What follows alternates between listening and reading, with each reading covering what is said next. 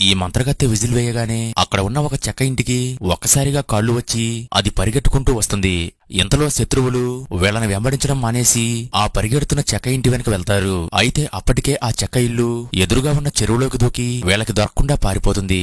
కానీ నిజానికి మంత్రగత్తె ఈ శత్రువుల దృష్టి మళ్లించడానికి ఇలా ఈ చెక్క పెట్టెను పరిగెట్టిస్తుంది. అలాగే వీళ్ళంతా ఈ శత్రువులకు కనపడకుండా ఆ నదిలో దాక్కుంటారు. అయినప్పటికీ శత్రువులు పరిగెడుతున్న ఆ చెక్క ఇంటిని వెంబడిస్తూనే ఉంటారు. అలాగే వీళ్ళు ఒక్కసారిగా ఆ చెక్క ఇంటిపై దాడి చేస్తూ దాన్ని వీళ్ళంతా చుట్టుముట్టేస్తారు. అలాగే ఆ ఇంట్లోకి వెళ్లడానికి ప్రయత్నించగా అప్పుడు అక్కడికి మరొక చెక్క ఇల్లు పరిగెత్తుకుంటూ వచ్చి అది ఒక్కసారిగా వీళ్ల మీదకు దూసుకువస్తుంది. అలాగే వీళ్ళందరినీ తొక్కేస్తూ ఉండగా వీరంతా భయపడిపోతారు. అదే మంచి సమయంగా భావించి ఈ రెండు చెక్క ఇల్లులు అక్కడి నుంచి దూరంగా పారిపోతాయి. మరోపక్క వీరంతా కలిసి శత్రువుల నుండి తప్పించుకుని ఆ అడవిలో వెళ్తూ ఉంటారు. అయితే వీళ్ళకి ఒక మాయా నది ఎదురవుతుంది. ఆ నదిని దాటాలంటే నదీదేవుడి అనుమతి కావాలి.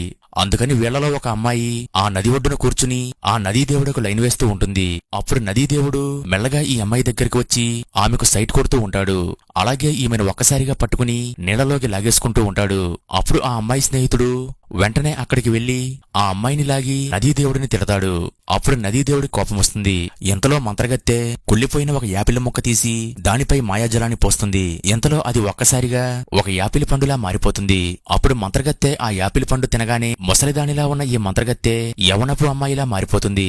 అలాగే ఈ మంత్రగత్తె నేరుగా నదీదేవుడి దగ్గరికి వెళ్లి అతడిని పిలిచి మమ్మల్ని నది దాటించమని ఆ నదీదేవుడిని అడుగుతుంది.